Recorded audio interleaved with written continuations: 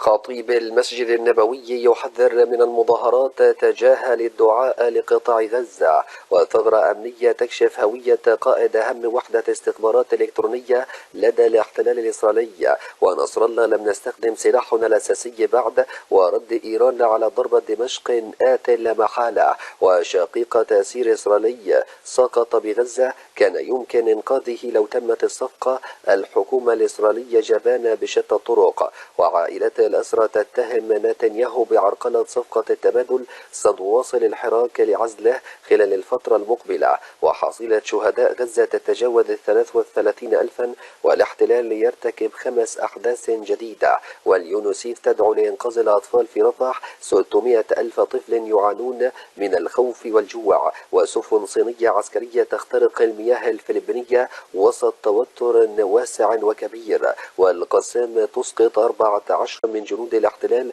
في عمليات نوعية بخان يونس جنوب غزة. متابعينا الكرام، نبدأ معكم نشرة أخبارنا العاجلة اليوم الموافق الأحد. رجاء لا تنسوا دعم القناة بالاشتراك فيها وتفعلوا زر الجرس. وإليكم تفاصيل الخبر الأول 7 من أبريل.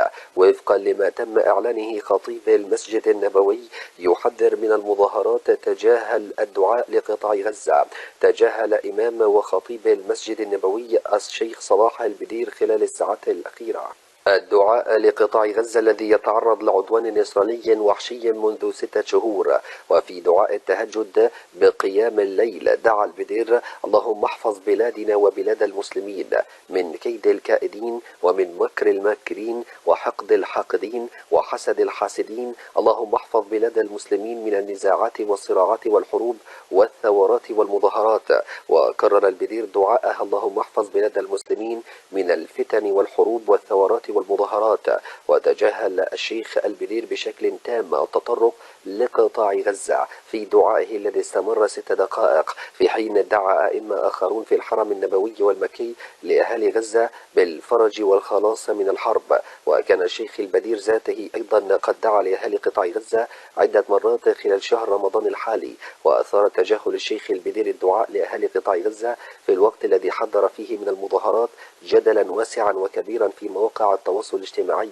وقال ناشطون إن تحذير البدير يأتي في الوقت الذي تشهد فيه دول عربية مظاهرات ضد العدوان على غزة واتفاقات التطبيع مع الاحتلال، وليس ضد الأنظمة الحاكمة أو المطالبة بالثورات والانقلابات. وفي أيضا قنوت الحرم النبوي يدعو الإمام: اللهم احفظ بلاد المسلمين من الثورات والمظاهرات بشكل تام.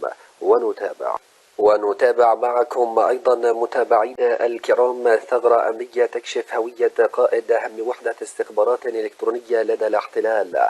قالت صحيفة الجارديان إن مسؤول لإحدى الوحدات السرية بالاستخبارات الإسرائيلية ارتكب خطأ كبيرا تسبب في كشف هويته الحقيقية.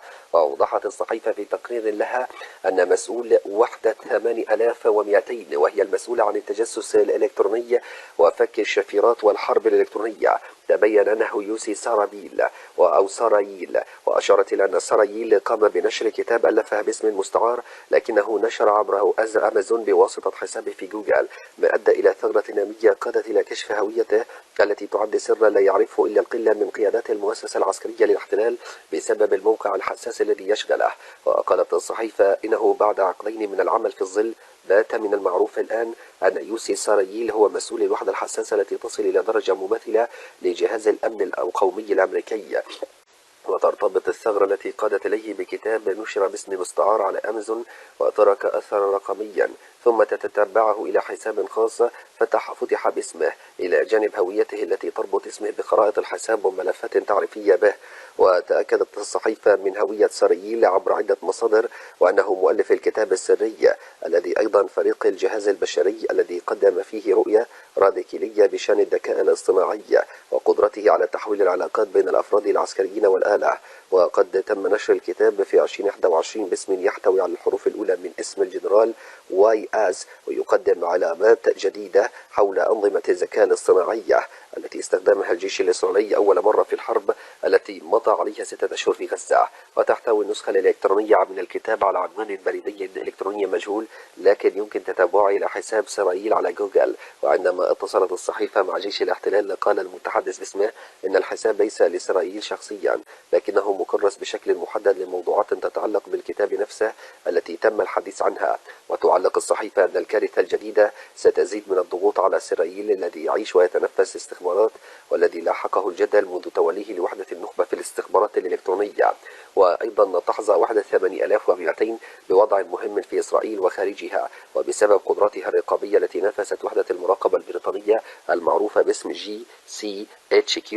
ويعتقد أنها بنت أجهزة واسعة لمراقبة الفلسطينيين في المناطق المحتلة، إلا أن الوحدة تعرضت للانتقاد بسبب عدم تكهنها بهجمات المقاومة في 7 تشرين الأول أكتوبر من العام الماضي. ومنذ ذلك الهجوم اتهمت الوحدة بالغطرسة التكنولوجية التي جاءت على حساب تقنيات جمع المعلومات الاستخباراتية التقليدية. وتبنى الجيش الإسرائيلي في حربه على قطاع غزة رؤية إسرائيل التكنولوجية، وأن الذكاء الاصطناعي يمثل جهة جديدة يستخدم في أداء واجبات معقدة بساحة المعركة. ويكشف في كتابه عن مفهوم آلة الحرب مدعومة بالذكاء الاصطناعي. وأيضا تشبه وصف التوصيات للجيش الإسرائيلي في استهدافه وقصفه لقطاع غزة خلال الفترة الأخيرة. وعلى مدى 6 أشهر الماضية نشر الجيش الإسرائيلي أنظمة اتخاذ قرار مدعمة من الذكاء الاصطناعي التي طورتها بشكل واضح وحسنتها بسرعة وحدة 8200 تحت قيادة إسرائيل. ويشمل هذا النظامين المستخدمين وكشفت عنها المجلة الإسرائيلية الفلسطينية والنسخة العبرية منها لوكال كول والجارديان. ويقول الجيش الإسرائيلي إن أنظمة الذكاء الاصطناعي هي من أجل مساعدة ضباط الاستخبارات البشر المطلوب منهم التحقق من عدم خرق الأهداف المشتبه بها والحقيقة القانون الدولي. ونتابع معكم أيضا القسام تسقط 14 من جنود الاحتلال في عمليات نوعية بخان يونس جنوب قطاع غزة.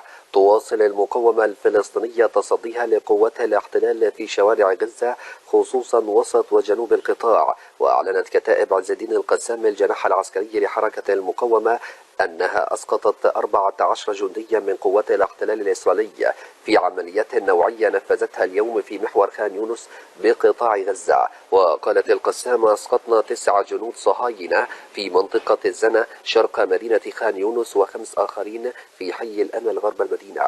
وأضافت استهدفنا 4 دبابات مركبة في الزنة وناقلة جند بحي الأمل في خان يونس، وأوقعنا أفرادها بين من فقد روحه وبين من نقل للمشفى. وأوضحت أن مقاتليها عاودوا استهداف قوات نجدد وجنود فروا من موقع عملية الزنة وتحصنوا في أحد المنازل المحيطة. وسبق أن أعلنت القسام عن إسقاط 6 من جنود جيش الاحتلال ونقل آخرين في منطقة الزنة شرق خان يونس، بالإضافة لاستهداف 3 دبابات من طراز مركبة. وأضافت الكتائب أنها استخدمت 3 عبوات مضادة للأفراد لاستهداف قوة إنقاذ من جيش الاحتلال تقدمت للمكان ووصلت إلى حقل ألغام أعد مسبقا.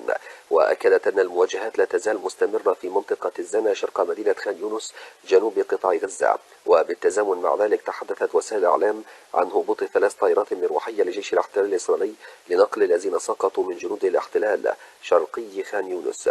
وأيضا أعلنت القسام عن سقوط 5 جنود صهاينة من مسافة 0، وتم نقل آخرين وتدمير ناقلة جند بشكل كامل بمنطقة حي الأمل غرب خان يونس. وقد أعلن جيش الاحتلال الإسرائيلي عن سقوط 5 عسكريين في معارك قطاع غزة في 24 ساعة الماضية، مشيرا إلى أن 600 جندي وضابط قد سقطوا منذ بداية الحرب. وأكد سقوط 3193 ضابطا وجنديا منذ بداية الحرب، منهم ما يقرب من 1552 خلال العملية البرية التي أيضا شنها على قطاع غزة ضمن حربه المستمرة على القطاع، لافتا إلى أن 268 عسكريا لا يزالون يتلقون العلاج إثر سقوطهم في معارك غزة، 26 منهم في حالة خطيرة. وسبق أن أعلن جيش الاحتلال الإسرائيلي استعادة جثة الأسير إلعاد كاتسير من خان يونس في عملية نفذتها وحدة كوماندوز. وأضاف أن كاتسير سقط عندما كان في الأسر لدى حركة الجهاد. وفي سباق متصل أعلنت سرايا القدس الجناح العسكري للجهاد أن مقاتليها أحدثوا دويا في دبابة إسرائيلية من نوع ميركافا 4 بعبوة برميلية من طراز ثاقب شرق دير البلح ووسط قطاع غزة. ويواصل الاحتلال الإسرائيلي عدوانه على قطاع غزة في اليوم 183 على التوالي، حيث شن غارات عنيفة على مناطق متفرقة من قطاع غزة، في حين تتصدى فصائل المقاومة الإسرائيلية لجيش الاحتلال على مختلف محاور القتال. وذكرت وكالة الأنباء الفلسطينية وفا أن 3 فلسطينيين قد استشهدوا وتم نقل 10 آخرين جراء قصف جيش الاحتلال منازل المدنيين في حي الزيتون جنوب شرق مدينة غزة، وحي الصبرا وسطها، وحي تل الهوى والشيخ عجلين جنوب قطاع غزة. ووصل عدد الذين سقطوا إلى مستشفى الشهداء الأقصى بمدينة دير البلح وسط القطاع عقب استهداف جيش الاحتلال منازل مهولة بالسكان في مناطق المغارقة والزهراء والأطراف الشمالية في مخيم النصيرات. متابعينا الكرام، حتى لا تفوتكم أخبارنا العاجلة، رجاء لا تنسوا دعم القناة بالاشتراك فيها وتفعلوا زر الجرس. والسلام عليكم ورحمة الله وبركاته.